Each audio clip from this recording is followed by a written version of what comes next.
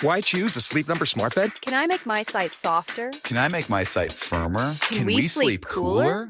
Sleep Number does that. Cools up to 8 times faster and lets you choose your ideal comfort on either side. Your Sleep Number setting. Enjoy personalized comfort for better sleep night after night. And now, max out your savings. The more you buy, the more you save on beds, bases, and more. Plus, get free home delivery on any smart bed with base. Limited time. Check it out at a Sleep Number store near you or at sleepnumber.com today. Bombas makes the most comfortable socks, underwear, and T-shirts. Warning, Bombas are so absurdly comfortable you may throw out all your other clothes. Sorry, do we legally have to say that? No, this is just how I talk, and I really love my Bombas. They do feel that good. And they do good, too. One item purchased equals one item donated. To feel good and do good, go to bombas.com and use code AUDIO for 20% off your first purchase. That's BOMBAS.com and use code AUDIO at checkout.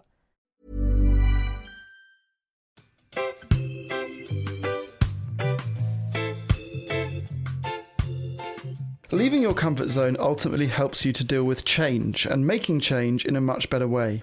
Sobriety and any form of life transition is all about change. Each time you transition, you move to another level. Inevitably, these life transitions transform you. I know transformation does sound a bit of a cheesy word. It's a little bit journey. Hey, let's all transform. The me at the beginning of my journey in comparison to the me at the end of my journey. It's a total transformation. But I must say, sobriety and stepping out of my comfort zone ever since I quit the grog has transformed me. Nice. Not to my body, unfortunately, but my mind. Instead of thinking I can't do that, I think I will give that a go. Remember that time I climbed the Harbour Bridge? Yeah. I'd read that book, hadn't I? Something about stepping out of the comfort zone. And I stood on the bridge and I thought I can either shit myself the whole way and feel scared, or I can decide just to enjoy this experience. And my mind just flipped and I enjoyed the whole thing.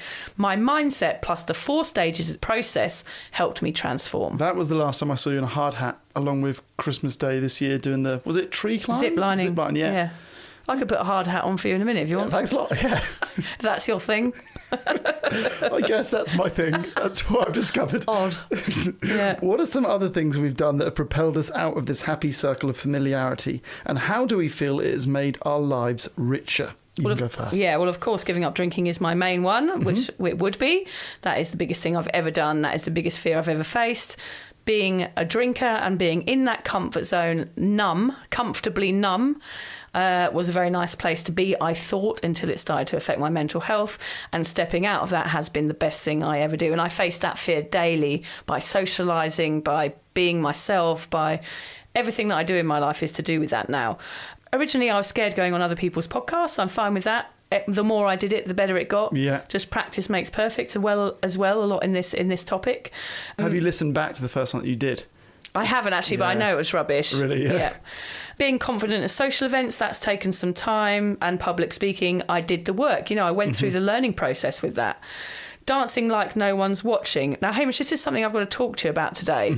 I need you to keep the 3rd of May free. Okay. Do you know why? No. Do you know why? It's going to be something to do with dancing. I've got us on the guest list for the Fatboy Slim gig. I thought I'd save this information for the podcast. Oh my God! I've got us on the fucking guest list, mate. What? I've blagged it. What? I've got a mate, my mate Andy Mack. Hello, Andy. He's a DJ in Brighton from, way back. Who's a huge supporter of our podcast, by the way. Is he? Yeah, he's one of our Patreon members. Us and Fatboy Slim both listen to things on Spotify. Yeah, and I used to go to all the Fatboy Slim gigs in Brighton, which is where I met Andy, and Andy's still mates with him, and I emailed him and said, oh God, Andy, you coming over? Fatboy Slim's playing. He was like, no, but I'll get you on the guest list. I was like, yes, thank you. That would be amazing. God. And Fatboy Slim is sober as well. Yeah, so that'd be interesting. Yeah, try and get him on. Yeah, we'll try. You could do jingles for us. Oh yeah, that'd be good. Yeah, maybe we redo the music at the start and the end, and it's Fatboy Slim. I couldn't wait to tell you that. It's a while off, and maybe it'll fall through. You never know. They might not be able to get us on, but I just thought I'd save that information because I need you to save that date. It's the Wednesday before you go away. Yeah, so that is a massive. Okay, I'm gonna get you something good too. Okay, that is good news, isn't it? Because you did say, hey, I was going to get you some shoes from Thailand, but then we couldn't find the right size, so I got you a shit gift anyway. Yeah. I was like, oh, thank you, it was sold. You know how to deliver the gift, but you had this in your back pocket. Yeah. And it wasn't a shit gift, the other one. No, it was a bit shit. A venereal disease was the other gift that I brought back with me. Thank you. So that comes into our dancing like no one's watching. We're going to do a whole sober dancing episode. Yeah, we'll get some videos back of that at the rave. Yeah, back at the rave at 45. Yeah. So that's exciting. Anyway, join clubs and classes. I would never have done pottery. I would never have done boxing. I do all those things, even though I never believed I could do them, and I do them now. I don't feel fear failure anymore, which is huge. Massive. I have this kind of try to do it attitude. I had a fear of being boring. Now I don't care what anyone thinks. That's huge. Being myself and owning it. Like that. I had a fear of myself. I think that's a common thing when you give up drinking, you don't know who you are anymore. And now I've found out who I am. It's taken a few years. I don't fear who I am. I'm confident with who I am. Pushing myself out of my comfort zone makes me very happy. It's as simple as that, Hamish. That is how I live my life now, is by pushing myself out of that zone. And when I feel it, if I feel like I don't want to do something, I do it. I think that is the hidden gem about comfort zones, is actually the more you do it, I reckon you could almost get addicted to being out of your comfort zone. Yes, for sure. It will snowball, and because you'll get a buzz, you get a kick out of. Yeah. But I think you basically feel proud of yourself. I've had that when I'm doing something that I didn't think I would, and I sort of see myself from the outside, and can feel proud of that person. Yeah.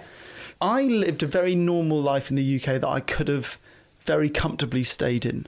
So I went to a certain school, and then the sort of career path was set from there. You're very well connected going to these fancy schools, and I could have got a corporate job in London and married someone from the same school, and then just sort of replayed my life. You know, had a child and the child did what I did. That sounds terrible. Yeah, it sounds lovely, actually. No, that's awful. You could have got a little pinky ring. Yeah, so I had one. That was sort of the route that was set up for me in terms of my life, and that would have been my comfort zone, and I found it very boring. So I left. I went to the clown school in France that we've spoken about. I lived on a bookshelf at Shakespeare and Company, like we've just spoken about. I was working as an actor and a comedian instead of doing something corporate. And then I literally sort of on a whim moved to Australia.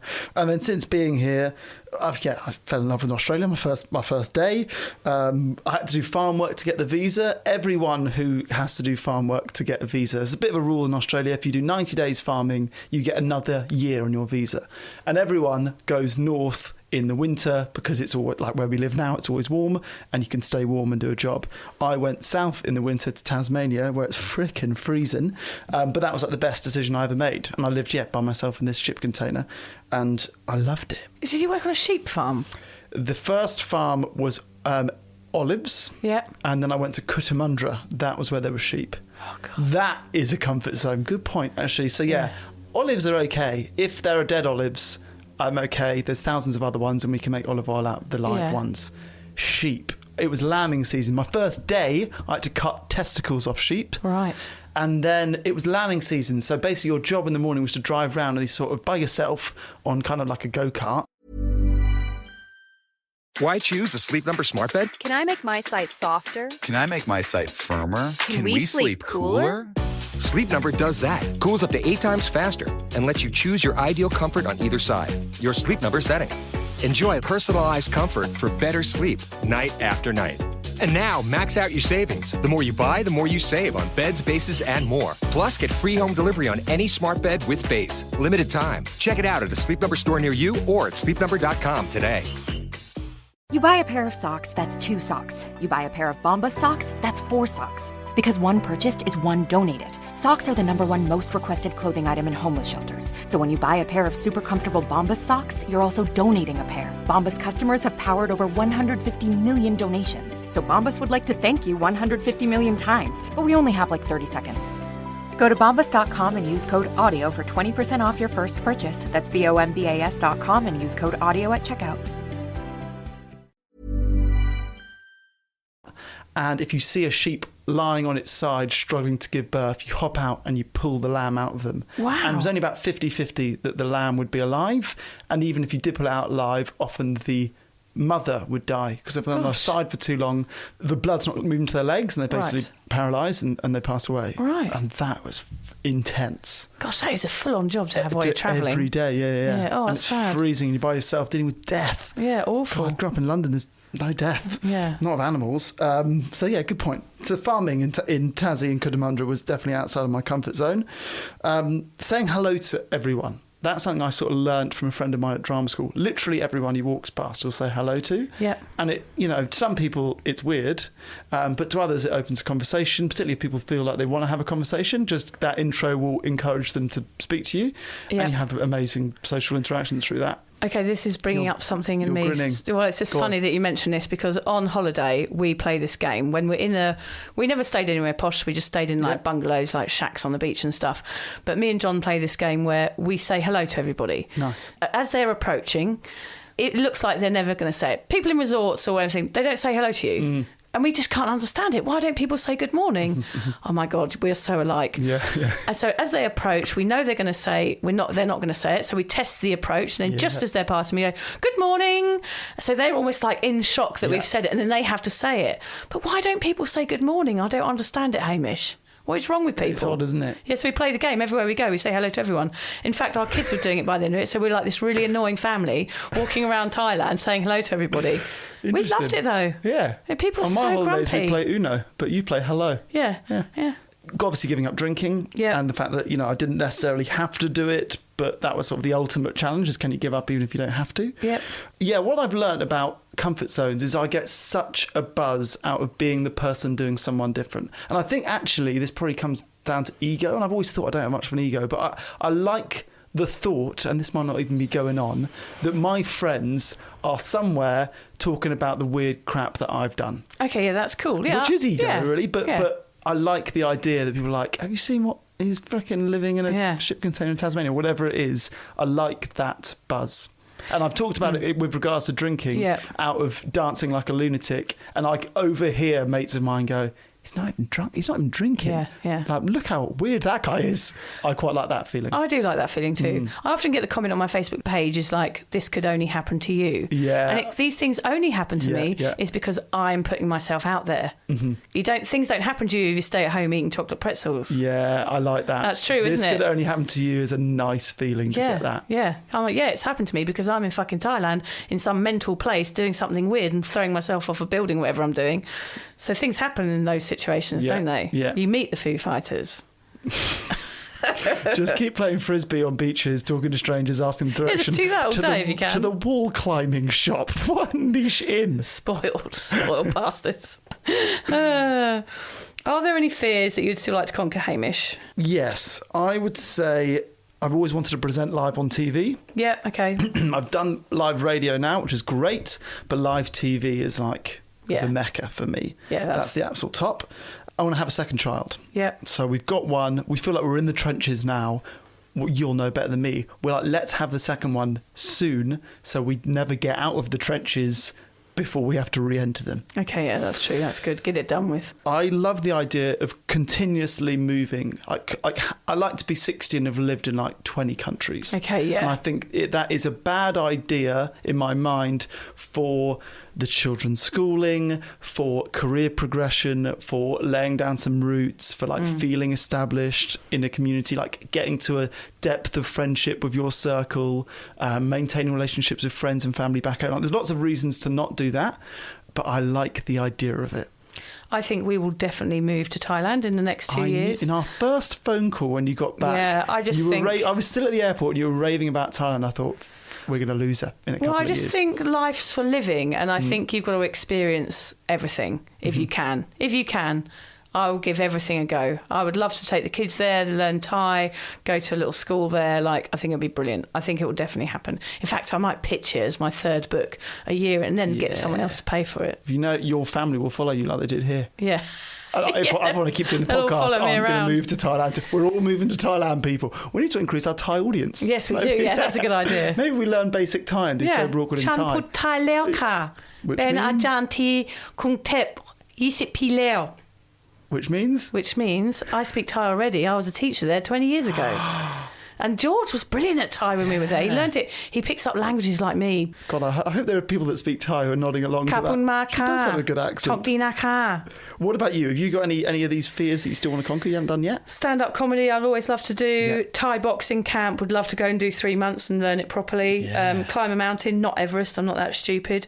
We've got Mount Coolum here. Yeah, Mount Coolum. Yeah. I'd like posh resorts en route that I can sleep in. Yeah. Get the Trans-Siberian, posh resorts on the way. Not hook up with the Trans-Siberian. No.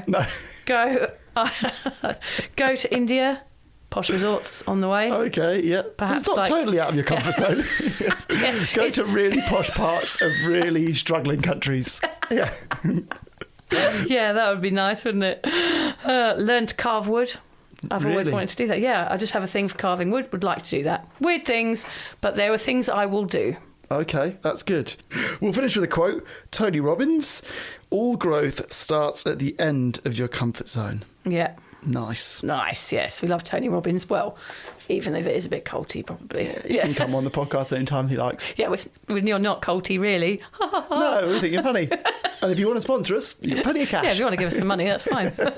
Save us being in here with these mattresses and the boiling heat. I'm boiling. So am I. End of page 1. I thought I'm too hot, but we can't turn this fan on. We better go and have a glass of water. Before we leave this podcast, seeing as Alan is around, I'm just going to quickly ask him if he's ever stepped out of his comfort zone. Alan, what have you done? I got married, had kids. Got married, yeah. That is out of the comfort zone.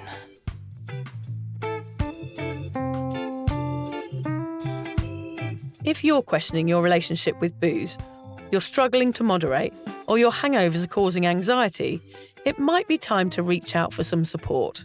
Yeah, just talk to a mate about how you're feeling, contact a local doctor, find an AA or sobriety group. Vic's got one. Yeah, just head to www.cuppa.community. Remember, if you're questioning yourself, it might be time to seek support. Even though this journey can be awkward, it is definitely worth it. And if you've enjoyed the Sober Awkward podcast, don't forget to review it, rate it, and share it with your mates. They have to share it with their mates? Yeah, of course they do. I'm not doing this for nothing, Hamish. Bloody hell. How do they share it? I don't know, just write it on the...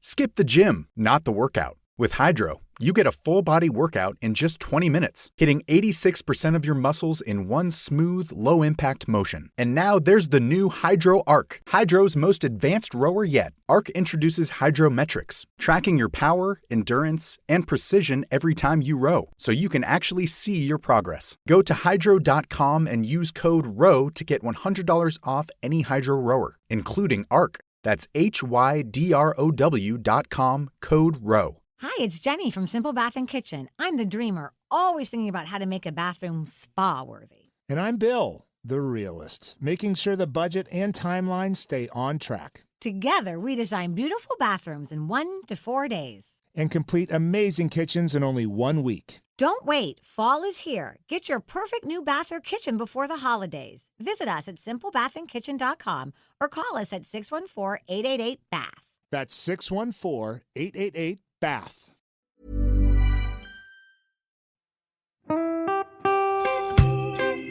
So, as you probably know, my comedy memoir, 1,000 Wasted Sundays, is officially out. All my magnificent fuck-uppery in one awkward hit. If you'd like to get your hands on a copy, it's now available from all good bookstores. We always say all good bookstores, don't we? Yeah. Are there bad bookstores? No, it's probably ones with moody sellers. Oh, yeah, really depressed librarian folk. Yes, Okay, good. So there are probably some, but we're only storing it in the good ones. It's only made it into the goodies. You can also get it from all good online retailers. The print version and ebook are out now, and the audiobook will be available in March. I've been writing my memoir for 5 years. It will make you laugh, cry and cringe, and hopefully inspire a few people to reconsider their relationship with booze. If you love the podcast, then I think you'll love the book, even if I do say so myself. Hamish has read it. What did you think? I feel like I know a little bit too much about you now, to be honest, Vic. Look, I really loved it. It was hilarious and surprisingly moving, but I feel like I've seen you naked in a literary sense. Yeah. Does that make sense? Yeah, that's worrying. Yeah. From an emotional point of view, seriously, it wobbled my teeny weeny wooden heart, Vic. Okay. My teeny little wooden heart. Well, his wooden heart is broken. Anyway, so if you do manage to get your filthy mitts on a copy, please do me a favour and head to goodreads.com and give me a review. Doing that will help me get it out there to those that need a bit of sober support. So there you have it. My story, unwanted warts and all. Come and get awkward with me. Not to be too demanding or anything, but seriously, go and buy it now. Yeah, go and buy it. Go and buy it right now. Yeah, don't just tell your friends, buy it, and then buy your friends one or two. Yeah, don't give them a copy, buy it. Yeah. And you know what? Don't be careful where you store it. If you lose it, you can always buy another 5. Buy another one. Yeah.